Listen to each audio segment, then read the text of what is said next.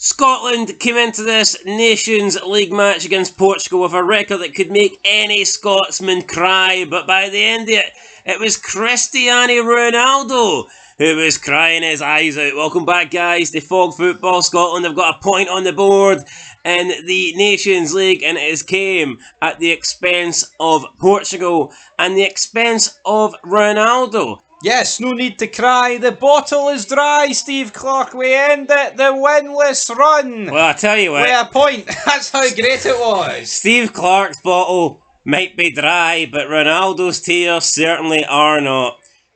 Cristiano Ronaldo. Cristiano Ronaldo. Cristiano. That works. It does work. That works. You know what? I actually can't stand the guy. What an absolute loser. Look at the way he was getting on.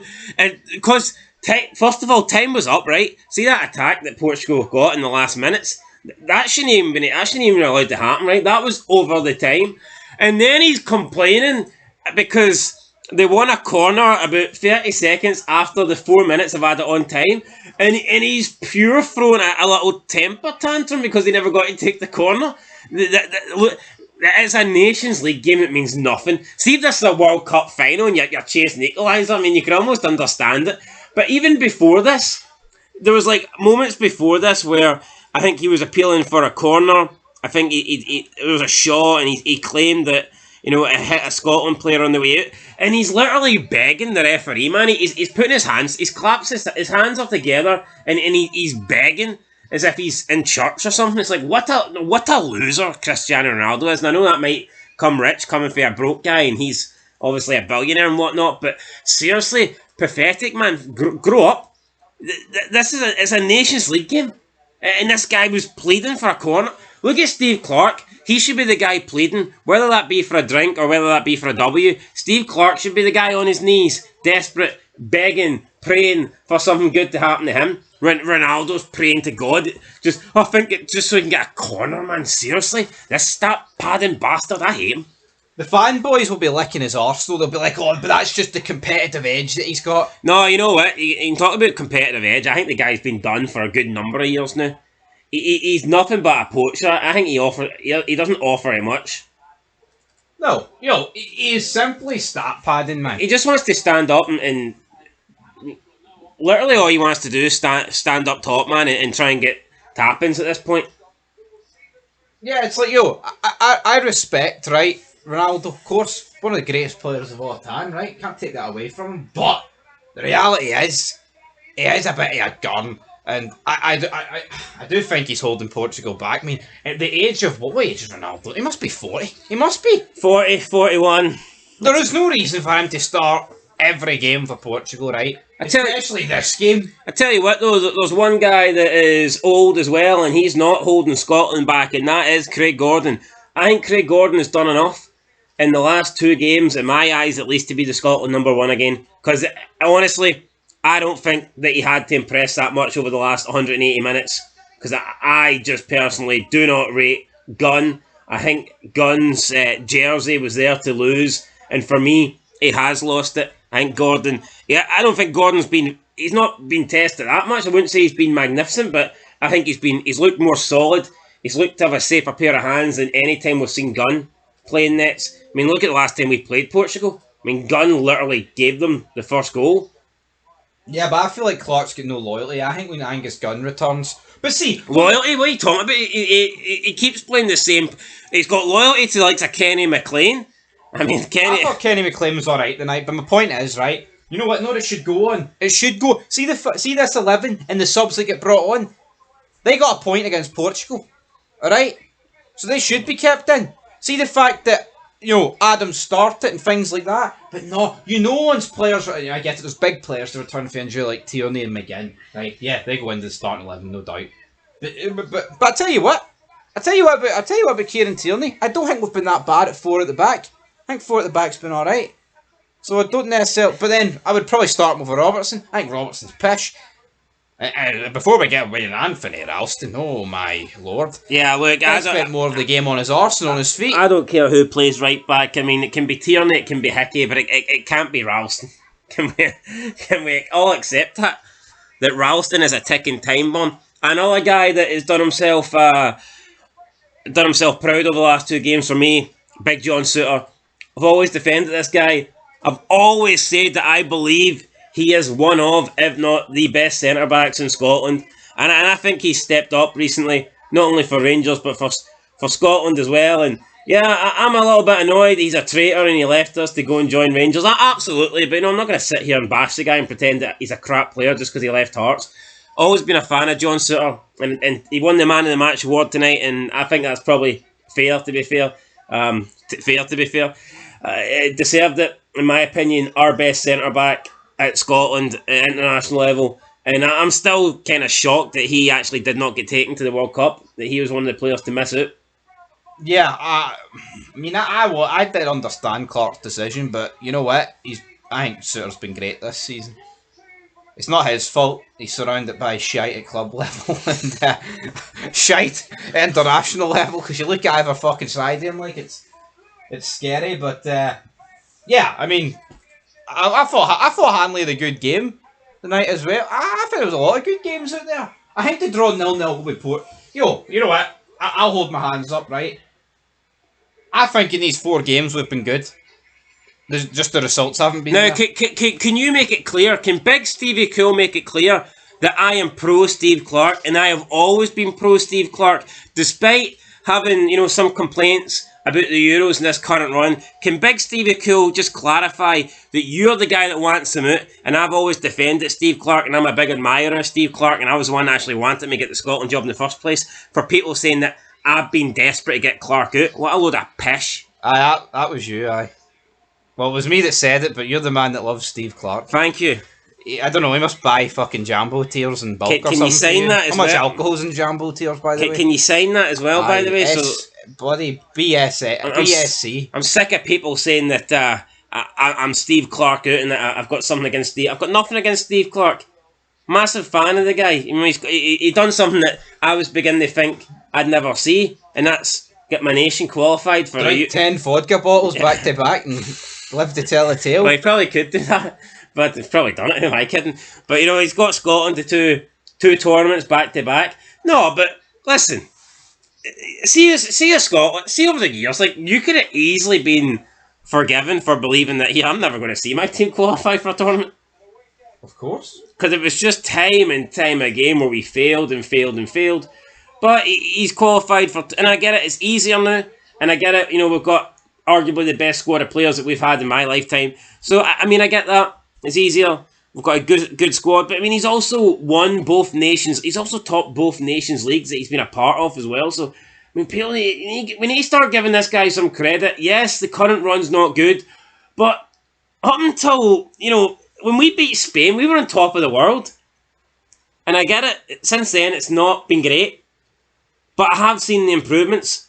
See over the past month, see over the past 4 games, I'm more positive than I was probably at any time over the past year and a half. Yeah, no. So I think we're back. As I said, and I'm getting excited. And you know what? I still think we can survive this Group A, and I believe that we can win our next 2 games. Let's be honest, Portugal are a good team. And what's really set? Nothing. We've played Portugal for 180 minutes plus, and there's only 1 goal separating us. And to be honest, man, Angus Gunn let it in. Yep. And then obviously the other one was very late. We can beat Poland and Croatia. You know what I would neither side's great. You know what I would maybe try? I mean, obviously Ralston goes out because he has to. Patterson or Hickey comes in when they return, right? McGinn goes in for McLean. I'd stick Doak up front and Tierney left mid with the 4 at the back. Why not try that? Why not risk that for a game? I mean, I'm willing to try anything. See, instead of playing 5 at the back, why not incorporate Tierney as a left midfielder?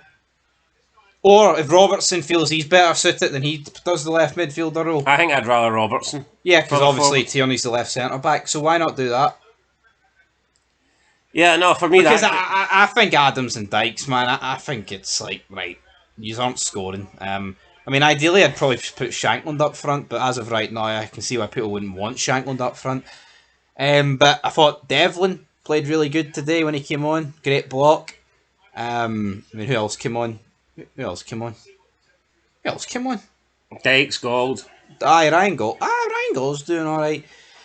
But I mean, not many complaints. Again, I think the fullbacks are really my only issue. I can't believe I'm lapping in Robertson. Why does he not make the 5 subs, by the way? We had Lewis Morgan as well. Players that didn't get brought on that I thought maybe could have played a part. Connor Barron has been pretty good for Rangers this season. I thought he could have made an appearance. Barron for McLean. Would have been nice to have seen Nisbet get on, of course. Ross McCrory, Jack McKenzie, guys like that. Andy Irvine got a surprise call up. We didn't see him. But look, I mean, I have no complaints here. I thought we were decent. Did have chances, but Shea Adams I think Shea Adams shows that he's just not the guy that you want in front of goal. There was that chance late on where he was in the 6-yard box and he could have headed it towards goal. He could have took an attempt, but he decided to try and cushion it down towards McTominay. And if that works, then McTominay's coming in and McTominay's got a clear strike at goal. If that pays off, then we're probably sitting here going, that was fantastic for Adams. That was so, selfless from Adams. But at the end of the day, he's a striker. His natural instinct should be to try and put the ball in the back of the net. And it was a really good opportunity. And instead, he's tried to assist a possible goal instead of, scoring an actual legit chance. And for me, that's not what I expect from the main man. When you're playing one up front, I need that one guy up front to have an eye for goal. Say you want, Dykes or Shankland are putting their head through this. They might not score it, but they're getting on target. Yeah, but Shea Adams is heading it back the way, and it's I've always thought this. I don't think Adams is. I know he plays. I know he is a number 9 in terms of like up front, but I always view Adams more as like a number. He's like a false 9 sort of guy. He's not the all-out striker you want leading the line. I think he's good. Don't get me wrong. I think maybe there's a role for Adam on the wing if you're light in that area. But I mean, in terms of the game, Portugal had their chances. I mean, Ralston got laid on his arse in the second half, and Craig Gordon made a great save. But again, I think Clarke just made a lot of the substitutions too late. Yeah, Dykes coming on with 7 minutes to go. Devlin coming on with a minute to go. Like, Ralston was blowing out his arse, man, with about half an hour to go. And he didn't sub him off to the 90th minute. It's like, wee bit dodgy there. But I think a draw was more than worth it. I mean, obviously Portugal had the better chances, but I think it was fair. Yeah, no, it was fair. I think we've done enough to get a draw. So I'm happy with the performance. Happy with the result. McTominay could have scored about 5 minutes in as well, which is a bit... Obviously would have liked to have won, but you know what? You can't really... A draw against Portugal, you can't really complain, can you? No, I mean, it was Cristiano Ronaldo's 200th start for Portugal. It sadly makes us, 10 games without a win. It's the longest streak ever in our history. 4 draws and 6 defeats. And prior to it, it was 8 wins and 9, and it was a draw as well. 8 wins and a draw and 9. Now it's... Not great. I get it, right? The opposition has went up a notch, but you should be beating Poland at home. Yep, should be. We didn't. Now we have to beat them away. We could very easily, right, be looking at 3 wins and a draw. Or like 2 wins and 2 draws. But we're looking at 3 losses and a draw. But there's 2 games to go. I mean, you win both of them, or you win and draw one and you don't get relegated. No one's really going to remember this Nations League at the end of the day. What are you thinking about it, man? It's all the end result. All the games that we've lost, we should have drew. Yeah. Shouldn't have lost to Poland. Shouldn't have lost to Portugal, and we fucking thought we had a draw against Croatia. And they could have been wins, like. So yeah, disappointing not to win, but here, didn't get beat. Gives us a chance now as well. I believe Croatia and Poland finished 3-3. Yep. It did. So that means now that we're 3 points behind Poland. We're 1 goal behind them in goal difference, but I'm assuming the Nations League goes on head to head. They play Portugal next. We play Croatia at home. I would expect the goal difference to even out there. Well, I mean, we're only 1 behind them. I don't even think it should go in goal difference. Like, let's just get a result against Croatia. We should be beating Croatia. I still think we can finish on 7 points.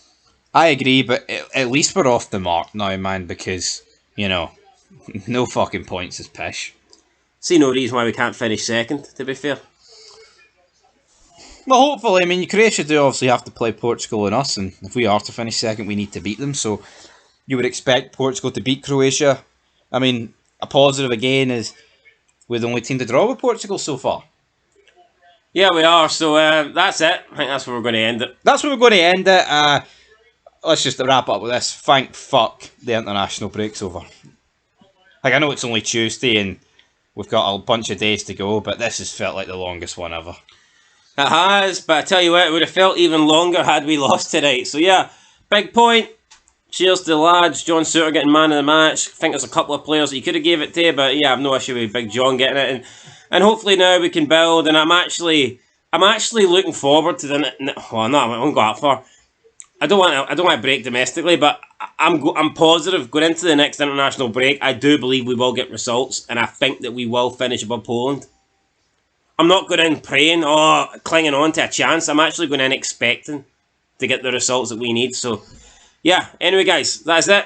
Fog Football. We'll catch you in the next one. Leave a like, leave a comment, subscribe, and peace.